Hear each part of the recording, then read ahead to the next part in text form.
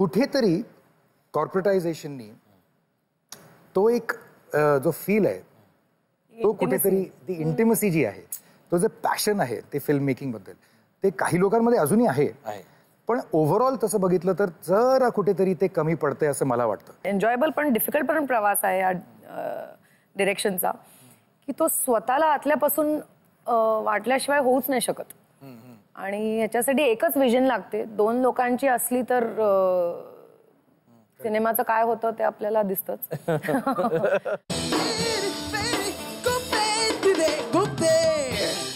वेगवेगळ्या भाषातनं चित्रपट बनत असतात पण भाषा हा चित्रपटाचा विषय असू शकतो का? असू शकतो. म्हणजेच चरचरी झणझणीत शिव्यांची फोडणी असलेली भाषा ही तरुणाईचा विषय असू शकते आमच्या कोल्हापूरच्या भाषेत सांगायचं झालं तर. आणि त्याचप्रमाणे भाषा कुठलीही असो इंग्लिश येत असो वा नसो मनाची भाषा समोरच्या मनाला नक्कीच कळते. अशा 2 भाषांच्या विषयावर चित्रपट करणारे मराठी तरुण दिग्दर्शक म्हणजे एक दिग्दर्शक आणि एक दिग्दर्शिका आज आपल्याकडे येणार आहेत. जोरदार टाळ्यांच्या गजरात स्वागत करूया दिल्ली बेली ह्या आपल्या चित्रपटातनं तरुणाईची भाषा मांडणारा मराठी दिग्दर्शक अभिनय देव आणि त्याचबरोबर इंग्लिश विंग्लिश या चित्रपटातनं श्रीदेवीचं पुनरागमन करणारी मराठी दिग्दर्शिका गौरी शिंदे.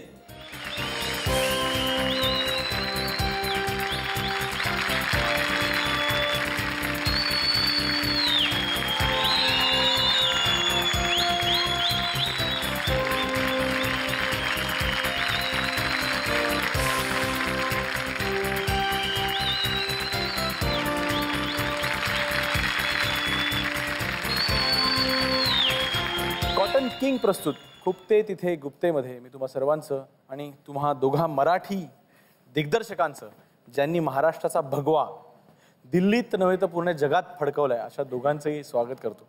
गौरी श्रीदेवीला तू परत आणलीस आणि आम्हाला श्रीदेवीला बघायला मिळालं आणि श्रीदेवीचे पण आभार की आमच्या गौरी शिंदेला दिग्दर्शनात आणलं.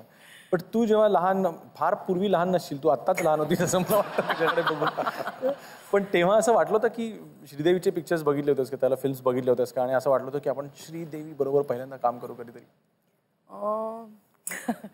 खरं सांगायचं म्हणजे मी इतकी त्या म्हणजे जेव्हा 80s मध्ये आणि तेव्हा आम्ही कॉलेजमध्ये वगैरे असायचो तर तेवढी काही त्या पिक्चर्सची ॲक्च्युली फॅन नव्हते मी आणि श्रीदेवीलाही माहिती आहे. कारण पुण्यात म्हणजे मेन फोकस सगळा अकॅडमिक्स आणि कल्चर आणि थिएटरवर वगैरे असायचा की नाटकं बघा किंवा काय. तर पिक्चर मला एवढा इन्फ्लुएन्स नव्हता. चला कुठला आला चांगला पिक्चर की बघायचो. हे स्लोली मास कम्युनिकेशन करून ॲडव्हर्टायझिंग करून कुठेतरी असे. अच्छा म्हणजे बालगंधर्वला रेग्युलरली नाटकं पाहणारी वगैरे अशाच घरातली का? हो. आई वडील तर अजूनही पाहतात आणि पाहायचे आणि मला नाटकांमध्ये म्हणजे ऍक्च्युली आय थिंक की मराठी नाटकच बघण्यासारखी आहेत इंडियामध्ये. नाही मग इकडनं पुढे तू अर्थात न्यूयॉर्कला गेलीस आणि तिथे फिल्म मेकिंगचा कोर्स केलास तर खरोखर त्या अशा कोर्सेसनी फरक पडतो का ग? मी ऍक्च्युली तो जास्ती म्हणजे कॉन्फिडन्ससाठी केला कारण मला तो कॉन्फिडन्स नव्हता की डिरेक्शन चालू करायला. म्हणजे मी पाहायचे एजन्सीमध्ये होते आणि दुसऱ्यांना डिरेक्ट करताना पाहिजे पण आणि होती उत्सुकता की मलाही करायचंय पण तो कॉन्फिडन्स नव्हता. म्हणून त्या कॉन्फिडन्ससाठी शशी सारखंच जशी पिक्चरमध्ये ती न्यूयॉर्कला जाते मी गेले होते आणि तिथे जेव्हा मी ते कोर्स झाल्यानंतर शॉर्ट फिल्म बनवली ती एका म्हणजे बर्लिन इंटरनॅशनल फिल्म फेस्टिवलला गेली आणि त्याच्यामुळे मला कॉन्फिडन्स आला की अरे मी करू शकते आणि त्याच्यामुळे ऍड फिल्म्स मिळायला लागले. तर ती माझी शोरील झाली जसं काय. आणि मग पहिली केलेली ऍड फिल्म कुठली होती? ती एक मॅचिंग होती under eye dark circles fair and लवलीची. अभिनय देव म्हणजे रमेश देव आणि सीमा देव यांचे चिरंजीव. खरं अजू दादा म्हणजे अजिंक्य मोठे का तुम्ही मोठे हो? वाटतो मी मोठा पण आहे अजिंक्य मोठा सगळ्यांना सांगून टाकतो. पण नाव अभिनय दिल्यानंतर सुद्धा तुम्ही दिग्दर्शनाकडे वळलात हे कसं काय? म्हणजे माझं आणि अजिंक्यचं दोघांचं नाव माझ्या आजोबांनी ठरवलं. बरं. तर मला वाटतं त्यांचा कुठेतरी नेम चुकला जरासा पण मला आधीपासून म्हणजे अगदी बिगिनिंग पासून स्टोरी सांगायची म्हणजे स्टोरी टेलर बनायचं किंवा कहाणी आपण किती चांगल्या रीतीने सादर करू शकतो लोकांसमोर ते शाळेपासूनच ती एक आवड होती. अगदी लहानपणापासून. पण कधी सिरियसली कधी केलं नाही कारण की घरातलं वातावरण असं होतं की आई वडील नेहमी सांगायचे की हे बघ काही वाटेल ते झालं तरी डिग्री पाहिजे, चांगली व्यवस्थित डिग्री पाहिजे. असं नाही की BSc करून पास वगैरे.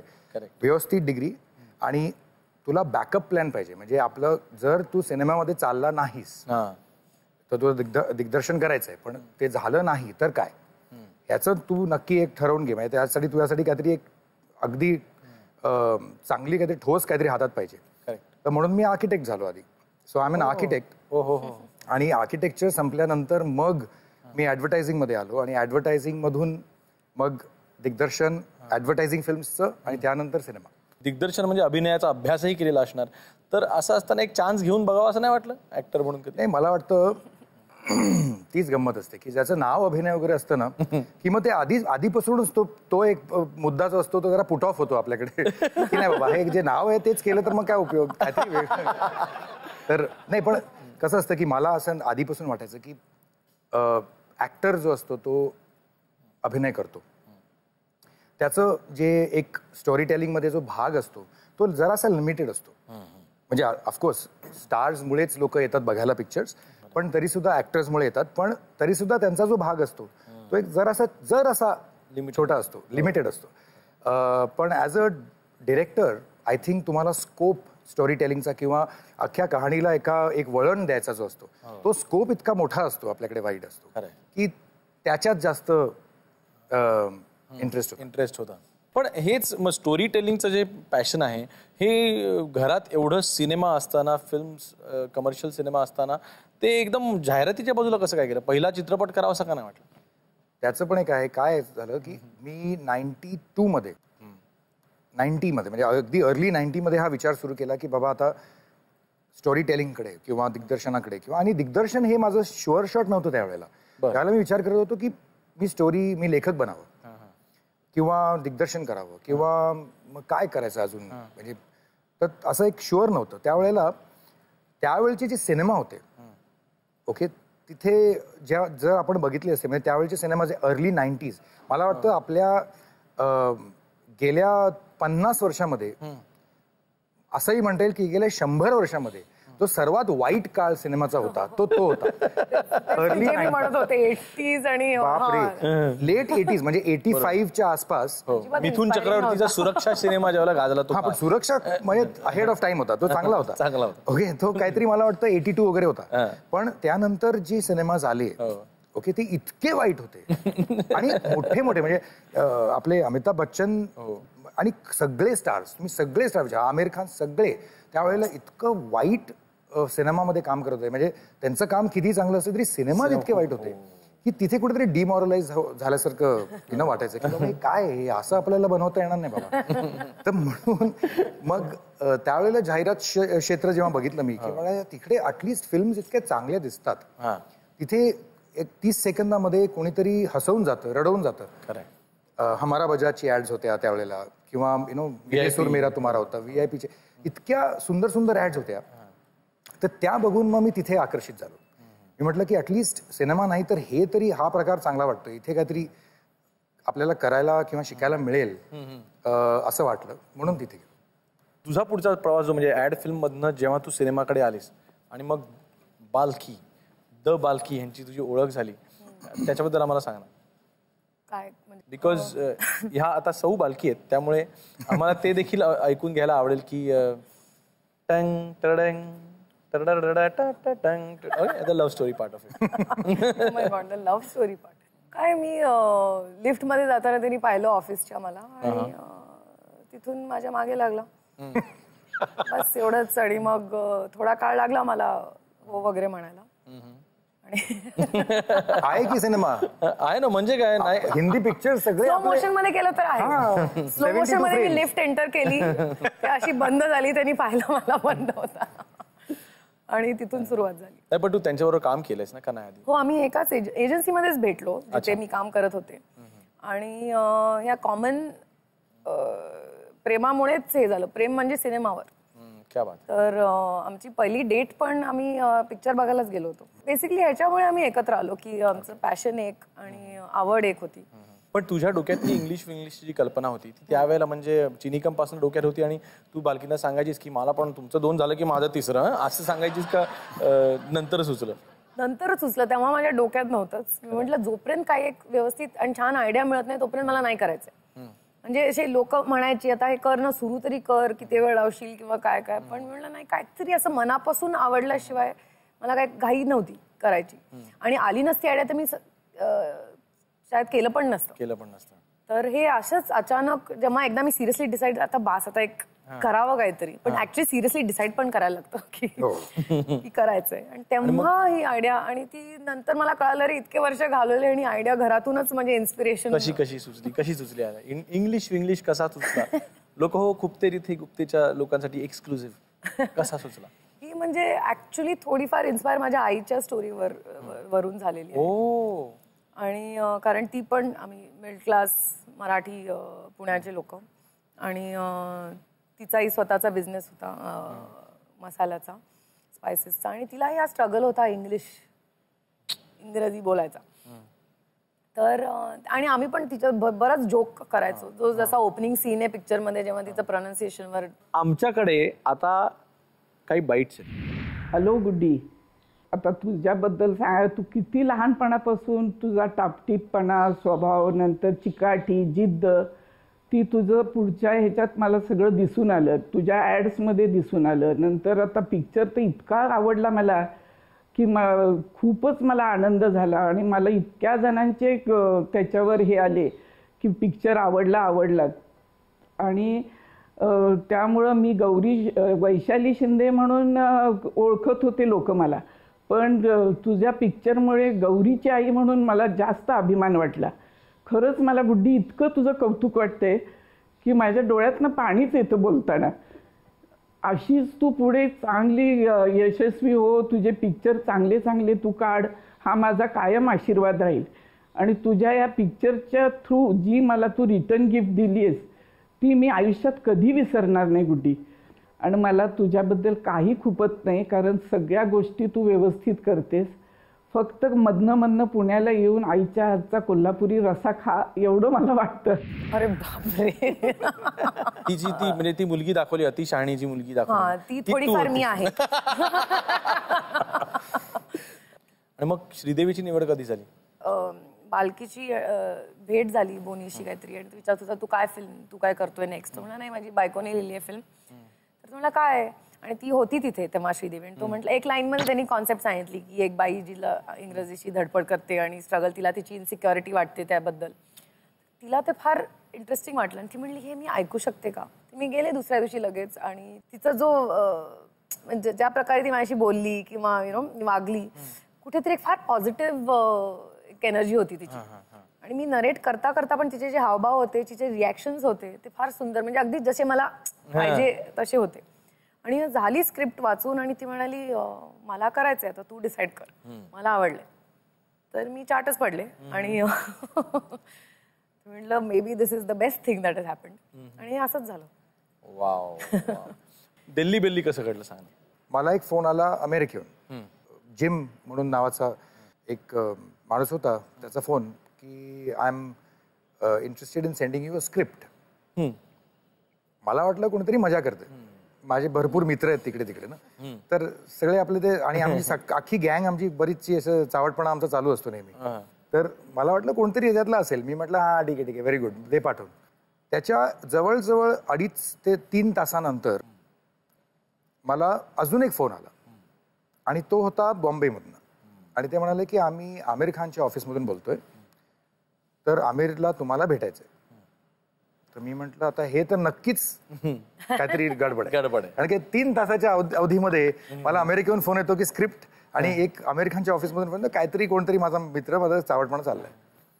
तर तरी पण ते असं हे करता येत ना डायरेक्टली हडकूट करत. त्यामुळे मी म्हटलं की ठीक आहे, मग तर कधी. तर ते म्हणाले इमिडिएटली.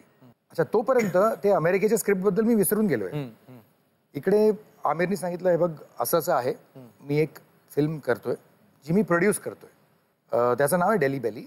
अच्छा ओके, तर तू वाच, स्क्रिप्ट वाच आणि मला सांग की तुला आवडली तर I would be interested in you directing the film. मी म्हटलं की मला म्हणजे how did you find me, म्हणजे कसं. ते म्हणाले नाही, I have done lot of research about you. मग मी ती स्क्रिप्ट घेतली आणि घरी गेलो. घरी जाऊन इंटरनेट वर माझी ती मेल आली होती तोपर्यंत. मी म्हटलं ठीक आहे. तर स्क्रिप्ट ओपन केली मी, त्याचंही नाव डेली बेली. मी म्हटलं काय चाललंय एक minute, this is exactly how it happen. मी म्हटलं थांबा हे काय चाललंय. तर त्यानंतर मग मी आमिरला फोन केला. म्हटलं आमिर, ही फिल्म जी तुम्ही मला पाठवली आहे हीच स्क्रिप्ट एक अमेरिकेमध्ये एक माणूस, त्या एका माणसाने पण मला पाठवलेली आहे. तो हसायला लागला जोरात. तो म्हणाला अरे डोंट वरी त्यांनीच आहे तीच सेम स्क्रिप्ट आहे, डोंट वरी अबाउट इट.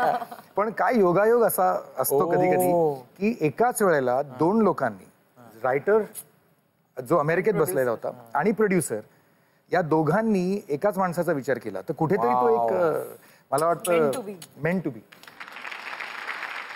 आम्ही मराठी इंडस्ट्री जी छोटीशी आमचं एक कुटुंब आहे, आम्ही ना बॉलिवूड जिथे आहे मुंबईमध्ये आहोत तिथेच राहत असतो, पण आम्ही खूप वेगळे आहोत. म्हणजे आत्ता कुठेतरी जाऊन भरत जाधव सारख्या लोकांनी स्वतःची व्हॅनिटी घेतलेली, आणि ती ज्यावेळेला घेतली जाते त्याला सगळ्या पेपरमधनं बातम्या येतात की आमच्या स्टारने स्वतःची व्हॅनिटी घेतली. अशी आमची साधी छान गोड इंडस्ट्री आहे. पण तुम्ही त्या एकदम चकचकीत दुनियेतले दोघंजण आहात. तुमच्या ऍक्शनवरती मोठी मोठे हिरो आणि हिरोईन. श्रीदेवी, तू ऍक्शन म्हटल्यानंतर श्रीदेवी सुरू होते, तोपर्यंत तुझ्या ऍक्शनची जी वाट बघत उभी असते. क्या बात आहे. आम्हाला ऐकून विचार करून खूप छान वाटतं. तुमचं बॉलिवूड मधलं काय खुपणं असतं? Vanity van. कारण ती स्वतःच मला म्हणायची ऍक्च्युली की तेव्हा त्यांच्या काळात व्हॅनिटी व्हॅन नसायच्या. अच्छा. तर हे आता सगळं नवीन आहे तिच्यासाठी. सिंक साऊंड म्हणा किंवा व्हॅनिटी व्हॅन्स. हे 15-20 वर्षापूर्वी कोणाला व्हॅनिटी व्हॅन नसायच्या. हे मलाही आश्चर्यचकित वाटलं, कारण मला नव्हतं माहिती की नसायच्या. आणि हे सगळे लोक एकत्र बसायचे. म्हणजे कुठे एक तास आत जाऊन बसा, मग सीन लागला की बाहेर या, असं काहीच नव्हतं. डिरेक्टर, ऍक्टर सगळे एकत्रच बसायचे. किती छान वातावरण असेल असं मी इमॅजिन करू शकते. असं नाही की इथे व्हॅनिटी व्हॅनमुळे काही त्याचा फरक पडला, पण ओव्हरऑल सांगते. अभिनय, तुम्हाला माझा हाच प्रश्न असेल की बॉलिवूडमध्ये शिरताना एक ऍड मेकर जेव्हा बॉलिवूडमध्ये शिरतो त्यावेळेला त्याचं काय खुपणं होतं? तो जो प्रवास झाला म्हणजे ॲडव्हर्टायझिंग मधून बॉलिवूडमध्ये, तो प्रवास ऍक्च्युली खरा म्हणजे तो फार मोठा प्रवास नाही आहे. कारण मी अजूनही ॲडव्हर्टायझिंग करतो. एक ॲड झालं फक्त, एक गोष्ट अजून त्यात ज्याचा समावेश झाला असं म्हणता येईल की ती छत्री तीच आहे. फिल्म मेकिंग ही छत्री आहे, त्याच्या खाली सगळंच आहे. म्हणजे ॲडव्हर्टायझिंग आहे, बॉलिवूड आहे.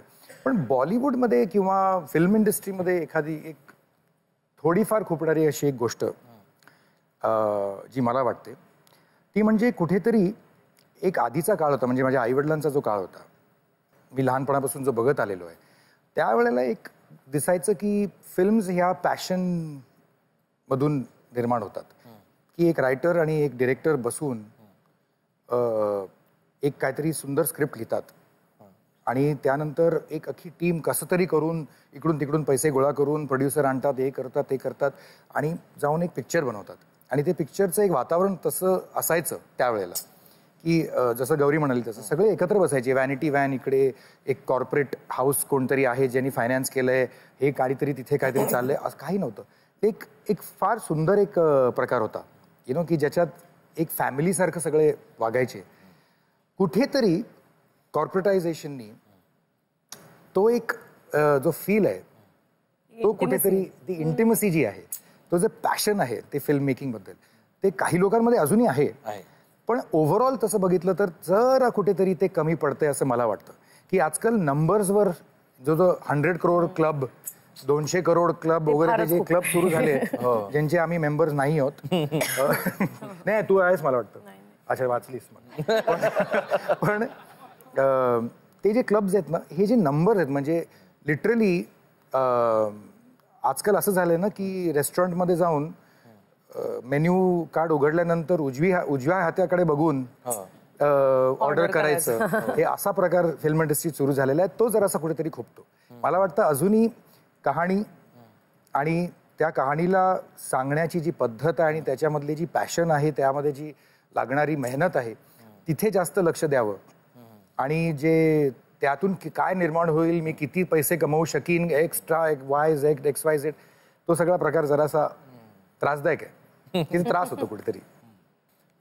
दिल्ली बेली नंतर गेम आला. दिल्ली बेली लोकांना जितका आवडला किंवा त्याला ते आकड्यांमध्ये मेनू कार्डच्या राईट साईडला खूप त्याला मार्क मिळाले. हो. पण तेवढं गेमला नाही मिळाले. हो. हे कुठेतरी खूप लगा. नाही, पहिली गोष्ट तर याच्यात एक आणिच वेगळंच स्टोरी आहे. डेली बेली हे पहिलं शूट केलं मी, पण रिलीज दुसरं झालं. गेम दुसरं शूट केलं, पण पहिलं रिलीज झालं, आधी रिलीज झालं. आणि कुठेतरी मला वाटतं गेम हे यशस्वी न होण्याचं कारण कुठेतरी ते फिल्म लोकांना काय म्हणतात ना, एक कुठेतरी कनेक्ट व्हायला लागते. ती कनेक्टच नाही झाली, कारण ती एक फार स्टायलाइज्ड आणि एक अगदी काय म्हणतात त्याला की एक, आणि त्याच्या आधी मी डेली बेली केलं होतं शूट. तर डेली बेली शूट केल्यानंतर डेली बेलीचं एक जे वातावरण क्रिएट केलं होतं ते अगदी एक रिअलिस्टिक ग्रंजी, एक थोडंसं असं दिल्लीमधले राहणारे अगदी वाईटरीते राहणारे असे लोक, त्याचे चांदनी चौक इकडे इकडे तिकडे सगळं असं ग्राईम दाखवल्यानंतर गेमच्या वेळेला मी जाऊन एकदम स्टायलिश म्हणजे अगदी उलट्या प्रकारची फिल्म शूट केली.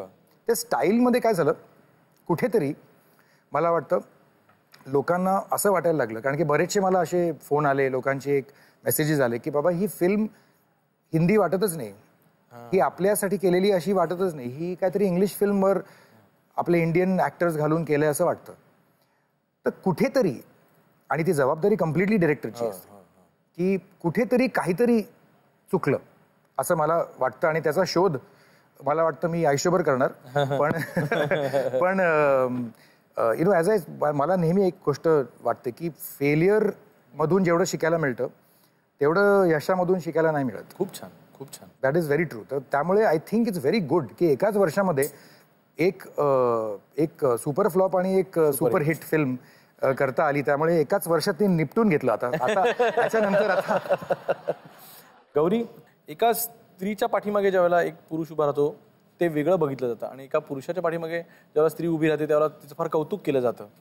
तर लोकांनी असं नक्कीच म्हटलं असेल की काय शी इज बाल्कीज वाईफ, काय मग पिक्चर त्याने तर चान्स दिलाच, त्यात काय अवघड आहे, असं झालं का? हे खुपलं कुठेतरी? मोर दॅन की चान्स दिला. पिक्चर ऍक्च्युली व्हायच्या आधी जेव्हा इंटरव्ह्यूज वगैरे व्हायचे तेव्हा बाल्कीचं किती कॉन्ट्रीब्युशन होतं, त्यांनी काय केलं, तर मला हे एक्सपेक्ट मी केलंच होतं. कारण की हे विचारणार की त्यांनीच डिरेक्ट केलं का, तर मी एकदा उत्तर दिलं की त्यांनी डिरेक्ट नाही केली. म्हणजे अजून काय बोलणार याच्या पुढे, की कारण लोकांचं हेच एक्सपेक्टेशन असेल. आणि जेव्हा आपण ऑलरेडी जो एस्टॅब्लिश माणूस असेल आणि तो फिल्मशी जुडलेला असेल त्यालाच जास्ती म्हणजे लाईमलाईट जातो, जसं ह्यालाही झालं असेल की आता आमिर खाननी किती केलं किंवा काय केलं. पण आपल्याला जर दुसऱ्यांची इतकी मदत पाहिजे की तेही आपल्याबरोबर को डिरेक्टर, तर मग आपण करणारच कशाला. मी तेच लोकांना म्हणायचे, मग मी बुटीक उघडी. म्हणजे दुसऱ्यांनी केलेला पिक्चर किंवा दुसऱ्यांचं क्रेडिट आणि फक्त आपलं नाव घालायचंय त्याच्यात काहीच म्हणजे एवढ्या मेहनतीचा काही अर्थच नाहीये. म्हणजे आपण तो काय म्हणतो, तो प्रवासच सुरू नाही करणार. तर हा प्रवास याच्यासाठी आणि इतका डिफिकल्ट पण आणि एन्जॉयबल पण डिफिकल्ट पण प्रवास आहे या डिरेक्शनचा, की तो स्वतःला आतल्यापासून वाटल्याशिवाय होऊच नाही शकत. आणि ह्याच्यासाठी एकच विजन लागते. 2 लोकांची असली तर सिनेमाचं काय होतं ते आपल्याला दिसतंच. आणि तुम्ही बरोबर बोलला, जी जेव्हा स्त्री पुरुषाच्या मागे उभी राहते तेव्हा, म्हणजे जेव्हा त्यांनी पा किंवा चिनीकम बनवला तेव्हाही मी त्याची बायकोच होते. पण तेव्हा कोणी विचारलं नाही, कारण माझ्याबद्दल कोणी काही माहिती पण नव्हती, मी काही फेमस नाही किंवा काही नाही, की बायकोनी किती केलं का काय कोणी नाही विचारलं. पण आता नक्कीच विचारतात की अच्छा ह्याचं किती त्याच्यात कॉन्ट्रीब्युशन होतं. स्टोरी, स्क्रीन प्ले हा सर्वात महत्वाचा भाग आहे कुठल्याही पिक्चर मधला. खरंय. आणि तो 101% नीट होईपर्यंत आपण त्याच्यावर मेहनत करावी. एकदा 101% झाली की त्यानंतर त्याच्यावर एखादा दिग्दर्शक त्याला फुलवू शकतो किंवा त्याला एक जस्टिस देऊ शकतो. माझं लक आहे की मला त्यांच्यावर काम करायला मिळालं. आणि तितक्या म्हणजे आपल्या सगळ्यांना माहितीच आहे की कुठल्या म्हणजे पातळीच्या ऍक्ट्रेस आहेत त्या. ते जे करतात त्या लाईनवर आणि स्वतःचं जे त्याच्यात ते घालतात ते फारच सुंदर. म्हणजे